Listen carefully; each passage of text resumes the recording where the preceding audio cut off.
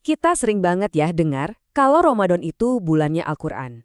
Tapi sebetulnya apa sih artinya dalam kehidupan kita?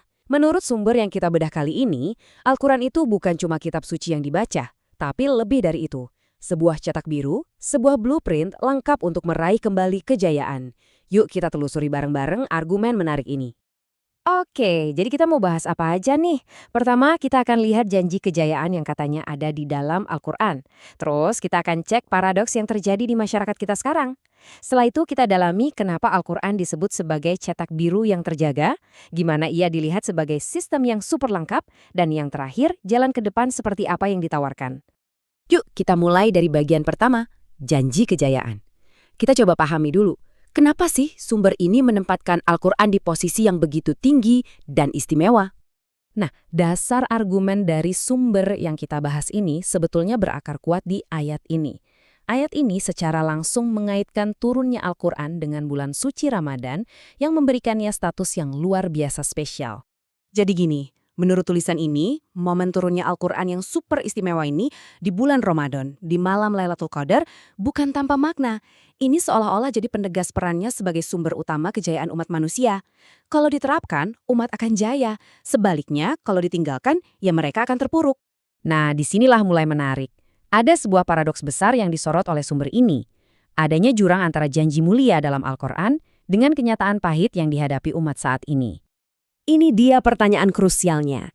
Kalau memang punya panduan yang katanya sempurna, kok bisa umat Islam, menurut sumber ini, malah ada dalam kondisi yang jauh dari kata jaya? Jadi, sumber ini nunjukin beberapa bukti katanya. Kemiskinan merajalela padahal alam kita kaya raya. Hukum terasa tumpul ke atas, tajam ke bawah. Kekayaan cuma muter di kalangan elit. Nah, kondisi-kondisi inilah yang disebut sebagai bukti bahwa meninggalkan Al-Quran itu membawa kita ke kehidupan yang susah. Atau dalam istilahnya ma'isyah dongka. Sebuah kehidupan yang sempit dan penuh tekanan. Oke, sebelum kita ngomongin solusinya, sumber ini ngajak kita buat paham dulu soal otoritas dan sifat ilahi Al-Quran itu sendiri. Kenapa ia disebut sebagai cetak biru yang terjaga? Ada satu konsep kunci yang diangkat, namanya i'jaz. Artinya, Al-Quran itu punya sifat mujizat yang nggak bisa ditiru. Mau itu dari segi bahasanya yang indah, maknanya yang dalam, sampai hukum-hukumnya. Menurut sumber ini, nggak ada manusia atau bahkan jin yang bisa bikin tandingannya. Dan argumennya diperkuat lagi sama ayat ini. Intinya, karena Al-Quran itu dijaga langsung oleh Allah dari segala perubahan, maka menurut sumber ini, nggak ada alasan yang valid untuk nggak mengikutinya 100%. Oke, sekarang kita masuk ke jantung pembahasannya nih. Bagaimana Al-Quran itu dilihat bukan cuma sebagai kitab suci, tapi sebagai sebuah sistem yang utuh dan lengkap untuk mengatur masyarakat. Poin utamanya, menurut sumber ini, jelas banget. Al-Quran itu penjelasan bagi segala sesuatu.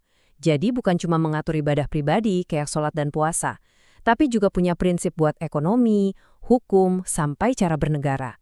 Sebuah cetak biru yang komplit katanya. Kontras pertama yang paling kelihatan? Soal siapa yang bikin hukum. Menurut model Quran, hak membuat hukum itu mutlak milik Allah.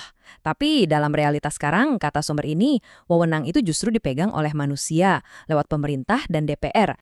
Nggak cuma soal hukum, di bidang ekonomi juga sama. Sumber ini menyoroti bagaimana Al-Quran secara tegas mengharamkan riba atau bunga.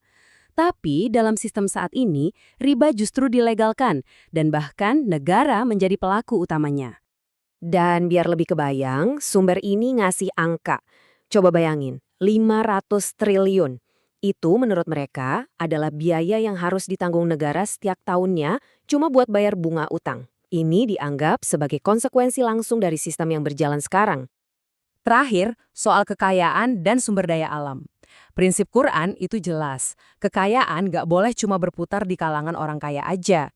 Tapi realitasnya, menurut sumber ini, oligarki justru menguasai sumber daya alam, sementara jutaan rakyat masih hidup dalam kemiskinan. Oke, setelah lihat semua masalah tadi, pertanyaannya kan terus solusinya apa dong?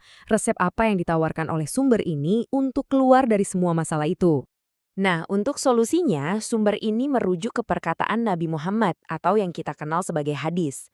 Di sini dikatakan ada dua hal yang kalau kita pegang teguh, kita nggak akan tersesat, yaitu Al-Quran dan Sunnah atau ajaran dan teladan dari Nabi. Inilah jalan keluarnya menurut mereka. Tapi, Berpegang teguh itu apa sih? Ternyata menurut sumber ini, bukan cuma sekedar diakui di lisan atau dibaca sebagai sumber inspirasi. Ini adalah komitmen aktif untuk menjadikan Al-Quran dan Sunnah sebagai satu-satunya sumber hukum dan kemudian menerapkannya dalam seluruh aspek kehidupan. Jadi, ujung-ujungnya kita disuguhin dua pilihan yang beda banget. Kayak dua jalan yang berseberangan. Di satu sisi ada sistem yang berlandaskan wahyu ilahi, yang katanya menghasilkan keadilan dan kemakmuran. Di sisi lain, sistem yang berlandaskan keinginan manusia, yang menurut sumber ini hasilnya adalah ketidaksetaraan dan kerusakan. Kesimpulannya apa? Menurut sumber ini, cuma ada satu cara untuk meraih kejayaan sejati, yaitu dengan menerapkan Al-Quran secara total, bukan hanya sebagai kitab suci pribadi, tapi sebagai ideologi dan sistem hukum untuk sebuah peradaban. Dan semua paparan ini ya mengerucut ke satu pertanyaan besar untuk kita semua, sebuah refleksi mendalam yang diajukan oleh argumen dalam sumber ini. Jalan mana yang akan kita pilih? Terima kasih sudah menyimak.